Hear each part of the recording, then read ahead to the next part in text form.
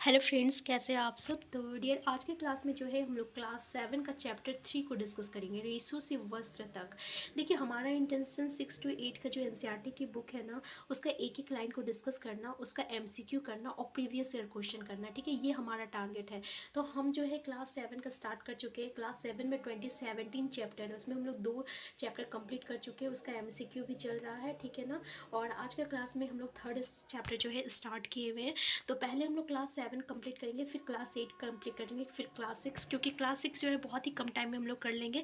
लेकिन जो आपका बड़ा बड़ा चैप्टर है ना, सबसे पहले उसको हम लोग यहाँ पे कंप्लीट करेंगे। ठीक है, तो आज का क्लास हम लोग स्टार्ट करते हैं रेशो से वस्त्र तक। अगर आप चैनल में नए हैं, चैनल को सब्सक्राइब कर लीजिएगा।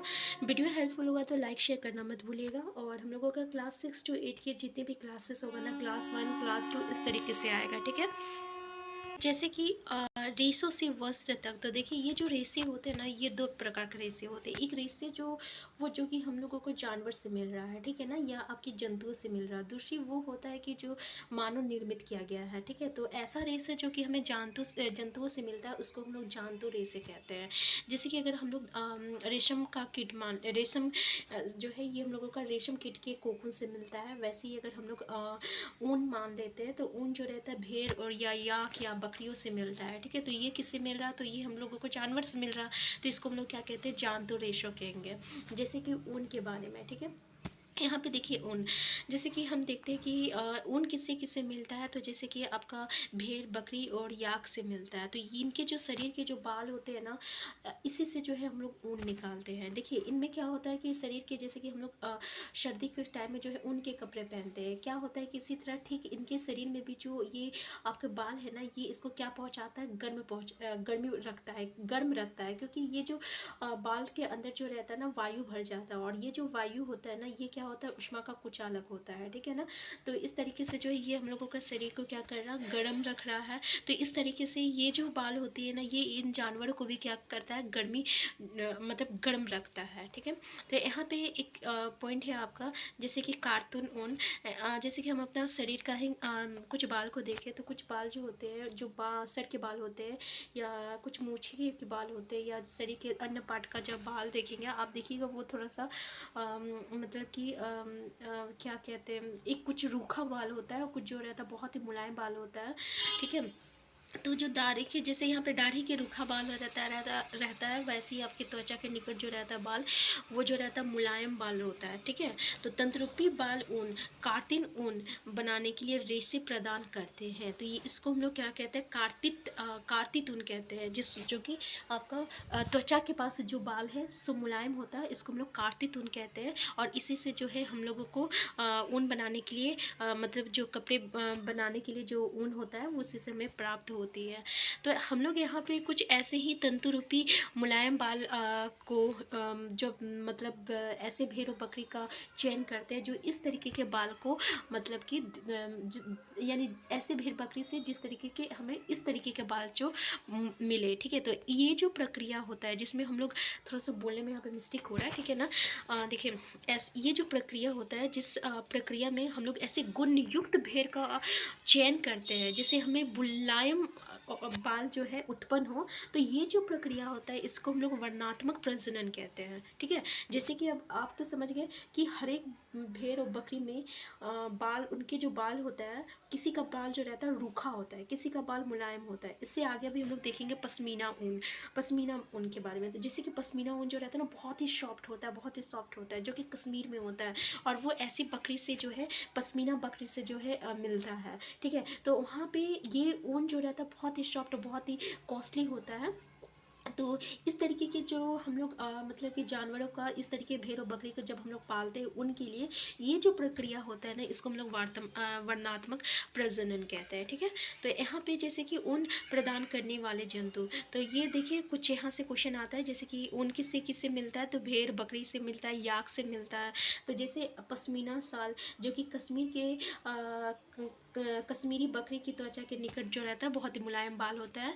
और उसी से जो साल और या ऊन होता है, उसको हम लोग क्या कहते हैं, पश्मीना शॉल कहते हैं। ठीक है, तो याद रखिएगा पश्मीना के बारे में। और एक होता है अंगोरा बकरी होती है। ठीक है, देखिए ऊँट की बकरी के बालों का उपयोग भी हम लोग ऊन के रूप में करते हैं। यहाँ पे देख लीजिए कि दक्षिण अमेरिका में यहाँ पे देखिए लीजिए, याक कहाँ रहता है, तो याक आपका तिब्बत और लद्दाख में पाया जाता है। ठीक है, याक कहाँ है, तिब्बत और लद्दाख में, तो याद रखिएगा याक कहाँ है, तिब्बत और लद्दाख में। और इसी तरह से दक्षिण अफ्रीका में क्या है, तो लामा है और एल्पेका है, जिससे हमें क्या मिलता है, तो ऊन प्राप्त होती है। तो लामा और एल्पेका से क्या प्राप्त हो रही है, ऊन प्राप्त हो रही है। कहाँ है, दक्षिण अमेरिका में है। ठीक है, यहाँ पे देख लीजिए थोड़ा सा आप इसके बारे में, ये आपका अंगोरा बकरी। अंगोरा बकरी जो है ना, जैसे कि बकरी के बालों में भी ऊन प्राप्त की जाती है, अंगोरा ऊन। ठीक है, ये किससे प्राप्त होती है, तो अंगोरा नस्ल की बकरियों से प्राप्त होती है। ठीक है, जो जम्मू और कश्मीर के पहाड़ी क्षेत्र में पाई जाती है। तो अंगोरा बकरी कहाँ पाई जाती है, तो ये आपका जम्मू और कश्मीर की पहाड़ी क्षेत्र में पाई जाती है। और पश्मीना ऊन भी कहाँ पाई जा रही है, तो कश्मीरी बकरी में। ठीक है, तो लामा और एल्पाका कहाँ है, दक्षिण अमेरिका में है। तो यहाँ से क्वेश्चन ऐसे पूछा जाता है। ठीक है, अब देखो रेशो से ऊन तक, रेशो से ऊन तक में पहले तो यहाँ पे भेड़ का पालन किए हम लोग, फिर उसका प्रजनन किए। प्रजनन किए मतलब क्या हुआ कि हम लोग ऐसे भेड़ों का चयन कर रहे हैं जो कि आपको गुणवत्ता ऊन जिससे हमें मिल सके। ठीक है, तो ये जो प्रक्रिया है उसको हम लोग क्या कहते हैं, वर्णनात्मक प्रजनन कहते हैं। अब क्या है, आपका रेशो को ऊन में संसाधित करना। अब यहाँ से तो हमें क्या मिल गया, रेशा मिल गया। अब इसको ऊन में कैसे करें। ठीक है, तो पहला चरण क्या होता है, भेड़ की बालों कटाई होता है, ऊन की कटाई। ऊन की कटाई क्या होता है, तो जैसे कि हम लोग अपने बाल मतलब कि आप देखते होंगे लड़की लोग भी अपने बाल जो छिलवाते हैं, तो कैसे नाई के पास जाते हैं और अपने बाल छिलवाते हैं, वैसे ही यहाँ जो रहता है भेड़ और बकरियों के भी बाल भी छीले जाते हैं, ठीक वैसे ही। लेकिन याद रखिएगा ये गर्मी के मौसम में होता है, क्योंकि ठंडी के मौसम में वो जो बाल होता है ना, उसे ठंडा यानी गर्म रखता है। तो अगर ऐसे में आप ठंड के मौसम में कर दीजिए और ज़्यादा ठंड पड़ जाएगा, तो इससे क्या होता है, उनकी ठंड के कारण जो होता है भेड़ बकरी मर भी सकते हैं। इसलिए इसकी जो मतलब कि कटाई की जाती है वो गर्मी में ही की जाती है। दूसरा चरण क्या होता है ना, त्वचा सहित उतारे गए बालों को। अब क्या है, बाल को तो उतार दिया गया। ठीक है, फिर उसको कहाँ क्या किया जाएगा, तो उसको धोया जाएगा। जैसे कि आप देख रहे हैं कि टंकी में डाल के इसको क्या कर रहा है, धोया जा रहा है। ठीक है, तो इसको हम लोग क्या कहते हैं, इसको हम लोग अभिमार्जन कहते हैं। ठीक है, क्या कहते हैं, अभिमार्जन कहते हैं। अभिमार्जन समझ में आया, इस मशीन से ही किया जाता है।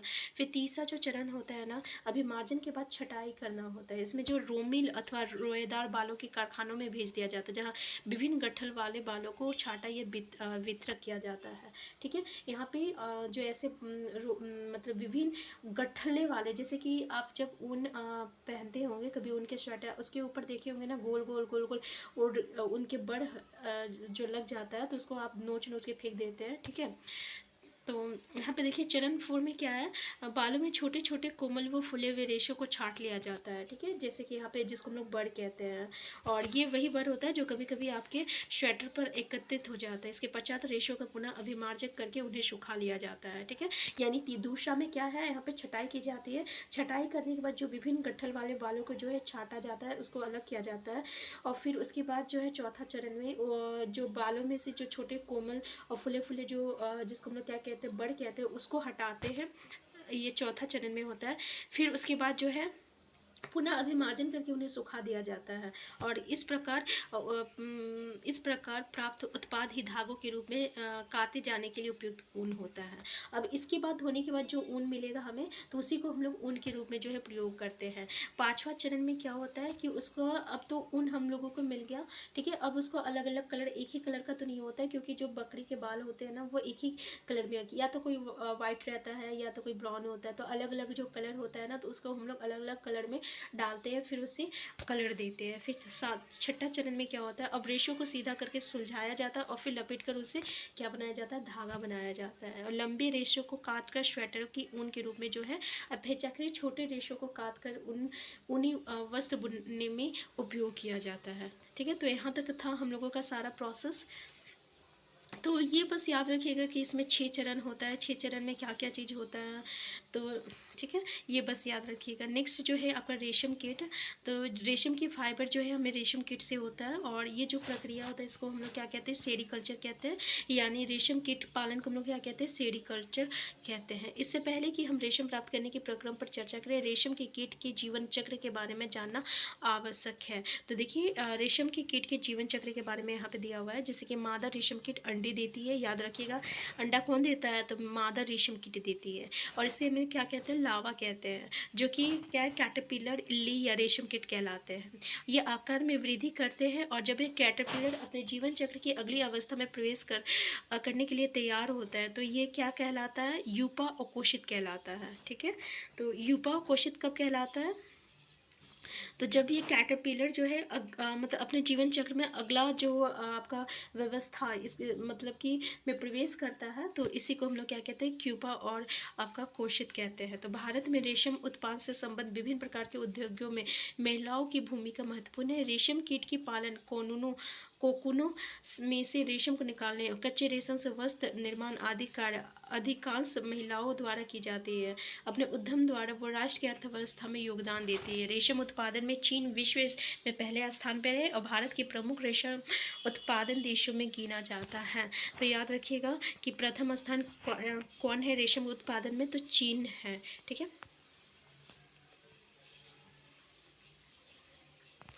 तो ये था रेशम उत्पादन से। यहाँ पे एक दो क्वेश्चन जो आता है वो हम लोग डिस्कस कर चुके हैं। ठीक है, यहाँ पे देखिए, जो अपने इर्द गिर्द एक जाल बुन लेता है, ये जाल उसे अपने स्थान में बने रहने में सहायता करता है।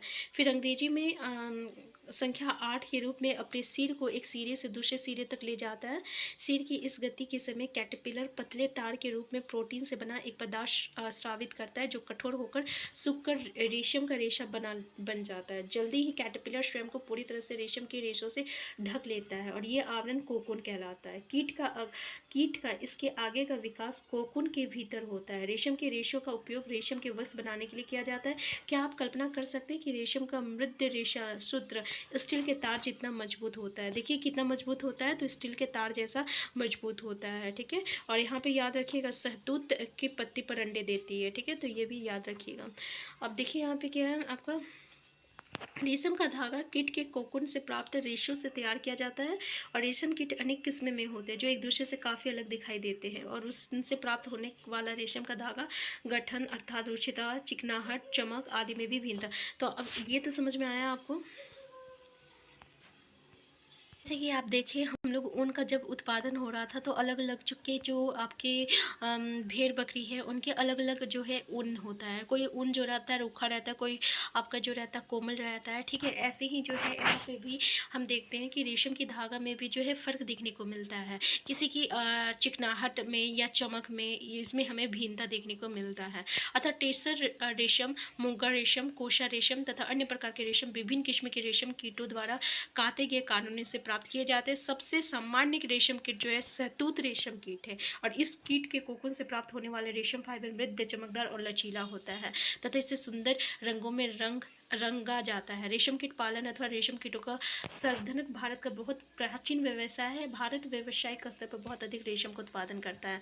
तो यहाँ पे याद रखिएगा रेशम का कितने प्रकार का है। एक तो टस्सर रेशम होता है, मुगा रेशम होता है, कोशा रेशम होता है। ठीक है, इसमें से सबसे जो सामान्य रेशम कीट होती है ना, वो आपका शहतूत रेशम कीट होती है, जो कि कैसा रहता है, तो चमकदार रहता है, मृद रहता है, मुद्द रहता है, चमकदार रहता है और लचीला होता है।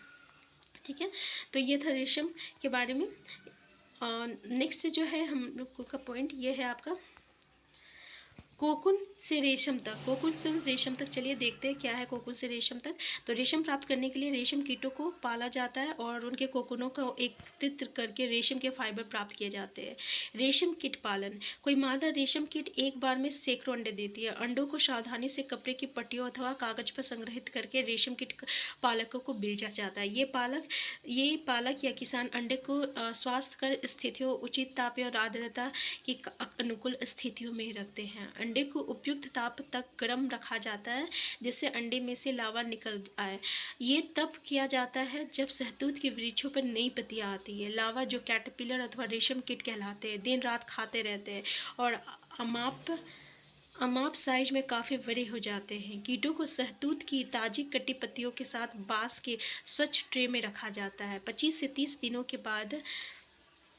बाद कैटरपिलर खाना बंद कर देते हैं और कोकून बनने के लिए वो बांस के बने छोटे छोटे कच्छों में चले जाते हैं। इसके लिए ट्रे में छोटी रेक या टहनियाँ रख दी जाती है जिससे कोकून जुड़ जाते हैं और कैटरपिलर अथवा रेशम कीट कोकून बनाते हैं और जिसके भीतर क्यूपा विकसित होती है। ठीक है, क्या सॉरी यहाँ पे प्यूपा विकसित होती है, हम इसको क्यूपा बोल देते, सॉरी। ठीक है, अब रेशम का संसाधन, तो ये प्रक्रिया है। तो नेक्स्ट पॉइंट जो है ये आपका रेशम का संसाधन। रेशम फाइबर प्राप्त करने के लिए कोकूनों की बड़ी ढेरी का उपयोग किया जाता है। कोकूनों को धूप में रखा जाता है अथवा पानी में उबाला जाता है या भाप में रखा जाता है, और इस प्रकार में रेशम के फाइबर पृथक हो जाते हैं। रेशम के रूप में उपयोग के लिए कोकून में से रेशे निकालने की प्रक्रिया रेशम की रीलिंग कहलाती है। यानी कोकून से जब हम लोग रेशम के फाइबर निकाल रहे हैं तो उस प्रक्रिया को हम लोग रेशम की रीलिंग कहते हैं। रीलिंग विशेष मशीनों में की जाती है जो कोकून में से फाइबर या रेशों को निकालता है। फिर रेशम की फाइबरों की कताई की जाती है जिससे रेशम के धागे प्राप्त हो जाते हैं। बुनकर द्वारा रेशम की इन्हीं धागों से जो है वस्त्र जो है बुने जाते हैं। ठीक है, तो यहाँ पे आप देखिए कि क्या क्या किया जाता है। कोकूनों को पहले सबको जमा किया जाता है, बड़ी ढेरी का उपयोग किया जाता है, और कोकूनों को धूप में पहले रखा जाता है, फिर उसकी पानी में किया जाता है, उबाला जाता है और या भाप में रखा जाता है। और इससे क्या होता है, वो जो कोकून से जो है फाइबर जो है ना वो अलग अलग हो जाता है। ठीक है, तो इसमें जितने भी इम्पॉर्टेंट पॉइंट था वो हमारा, जैसे कि अलग प्रकार के जो भेड़ और बकरी जो अलग अलग जगह पे पाए जा रहे थे, उसमें से एक दो सवाल जो है आपका क्वेश्चन एग्जाम में बनता है। तो नेक्स्ट क्लास में जो है इस चैप्टर से रिलेटेड हम लोग एमसीक्यू कर लेंगे, ज़्यादा बड़ा चैप्टर नहीं है। ठीक है, तो हम फिर मिलते हैं नेक्स्ट क्लास में। चैनल में नए हैं, चैनल को सब्सक्राइब कर लीजिएगा। वीडियो हेल्पफुल हुआ तो लाइक शेयर करना मत भूलिएगा। Thank you.